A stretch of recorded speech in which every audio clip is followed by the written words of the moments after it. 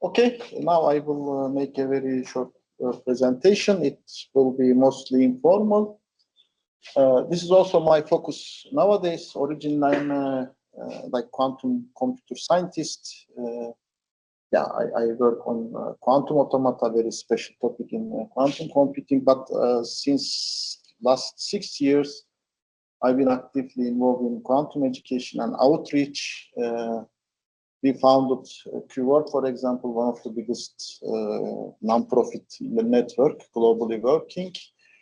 This day, especially, I am interested in this school part. Before we were focused more university level and maybe people in industry. We also, of course, had some high school students, but it seems also it requires some special attention. So when we check quantum education and outreach, indeed there is a literature for a long time, but usually it is under quantum physics. But things changing very quickly now. Now, if you check last 5 years or maybe 10 years, now you will see not only physicists, like how to teach physics, they are also approaching from different parts, for example, from computer science. I have no background in physics, and I am actively now working in quantum education, and I manage to teach without touching even sometimes any physics topics.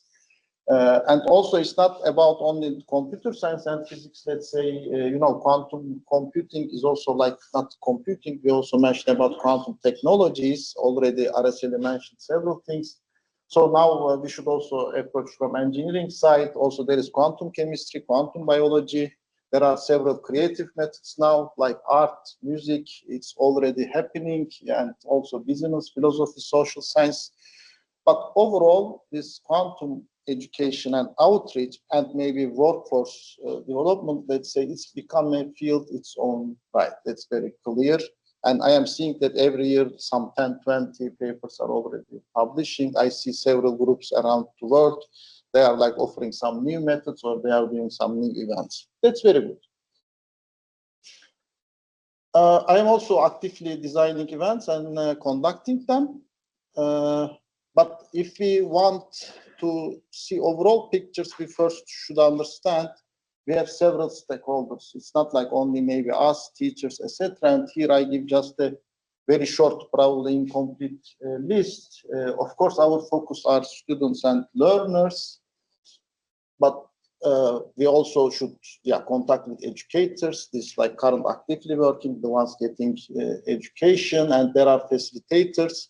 Not everything is happening in schools formally. There are also several things happening like as an outreach event, as a workshop, as a hackathon or similar formats. And of course, you should work with the administrations. There are already educational bodies, agencies. We should also like bring them to the picture. We should do research. Okay, we are designing events, but we should also do research, how it's going, how we can improve. Curriculum developers, industry, and community outreach organizations. So it's really a lot of players, and to have a, let's say, some reasonable good strategies, we should also bring all of them somehow together, and we should work together. Here I just list some examples and techniques.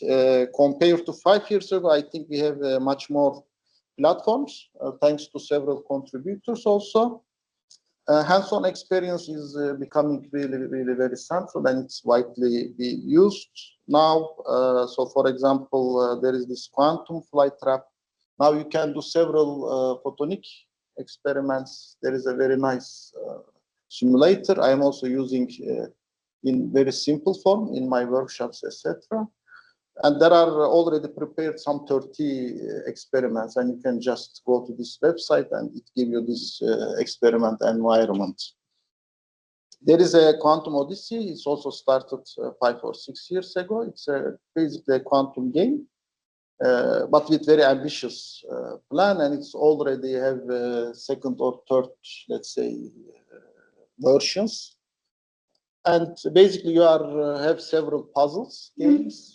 And even you can write a program like as a circuit by playing in this game.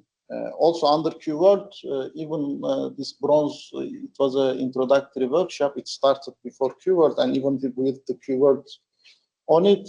So we just teaching, it's already more than 150 times this workshop happening, quantum computing and programming just through several coding tasks. If they know Python, so they can easily learn without touching any physics topics, this quantum computing and programming.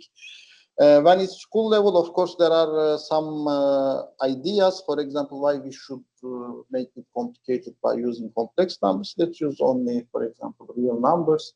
We did already in this few workshops, and I also know from the literature, some other researchers did the same.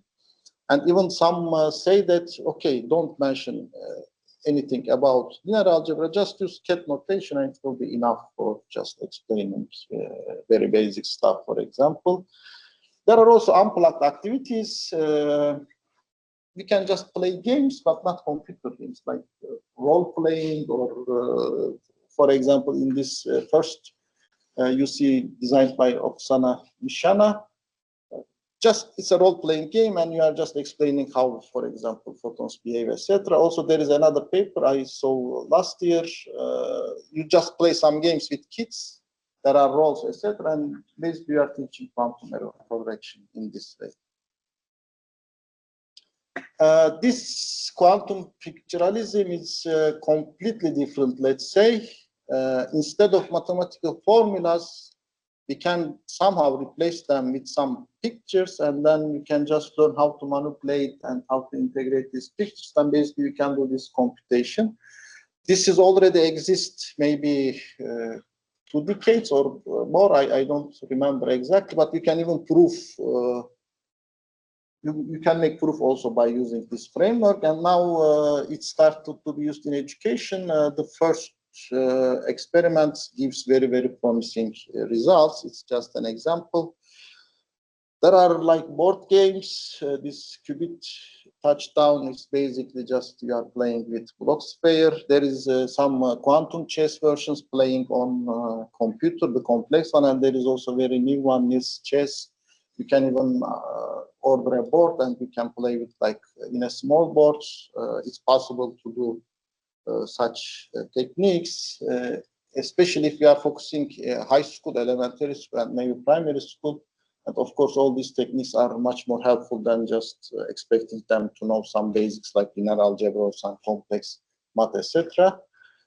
Quantum games also quite, maybe it's also its own field now, even separately. Especially, there is a word quantum day. It's best day. You can just organize or encourage several teachers in several schools, and they can just play some quantum games. There are already exist quantum games, and even 1 hour activity, 2 hour activity can be beneficial. I think in US there is this initiative, and they are doing this nationwide, like especially that day, several schools, several teachers playing with kids some games. It's possible also developing quantum games. There are global quantum games, some game hackathons. Recently, I designed this my photonic shift workshop. Basically, you are learning by designing some simple games. I will also mention about it. And I see that more and more increase an interest in hackathons. They are also encouraging like art and music projects. There are already some tools for doing quantum art and quantum music. Even these societies have their own conference now. Every 2 years, I guess, there are already 2 or 3 books on the topic. So it's really happening. And you know, in hackathon they are forming a team. Basically, we need maybe 1 programmer, and then the rest can just contribute to other sites. This is a very nice example from locally. It happened this year. It's an outreach event in a small city in Latvia. It's around the World Quantum Day. You see the Andris Star, and there is also, we have a famous physicist. They are invited to a school, and then in multiple sessions with different stage of group, and they really interacting with over 400 students, and just communicate, asking questions and explaining. And I believe Andres also confirmed it was very successful outreach event. Now I will shortly mention what I did in this month. I designed a single-day modular workshop, especially targeting high school students. And I just focus on quantum superposition. I mentioned a simulator. Basically, I am starting with a photon simulation, just see how classical understanding of physics doesn't work. Then we need a new physics. I am starting in this. And then sometimes I am using quantum programming, Qiskit framework, just repeating the same thing on the simulator, like simulating quantum computers. Then I am using waves because students usually know waves and interference already. It really helps to also understand this interference in quantum level. Then I give mathematical explanation by using on ket notations, how it's happening, how this destructive and constructive interference is happening. Then some philosophical discussions, try to go around or like discuss about the meaning. Okay, we explain, like we solve it visually, we prove it mathematically, but what does it mean? So some philosophical discussion really helps here. And then there is already step-by-step designing introductory game. There is a special library Pygame. It takes around 1 hour. And then we are just extending this game with superposition, and it's like fully hands-on project for them. Photonic experiments are really very simple. I just put screenshots here. There is a beam splitter, and we are sending, you know, that it's like working a coin flip, 50% up, 50% like on the side. You just little extend it, and you can just observe. Even if you put an obstacle in one of the path, measurement happens anyway. And then this one, usually we are asking, okay, how do you expect? Usually say this is 50-50, but it doesn't work. Then you start to explain quantum superposition from here. For philosophical interpretations, I want to note this especially. There are several things, but what I did, and it seems already enough, we just start with Copenhagen interpretation, most widely accepted, and then it's a counter-argument like Schrödinger's ket paradox. Also, at least half of the audience usually know it, and you give it more formally here. And then the alternative theory, like many words, try to solve some problems or some questions unanswered by the previous. And then with quantum decoherence, we also connected with the quantum technologies, why we don't observe like superposition in real life, and also why these quantum computers are not really ready. Especially I enjoy a lot from this part. Usually it takes up to 30 minutes. And then I will quickly show how simple these games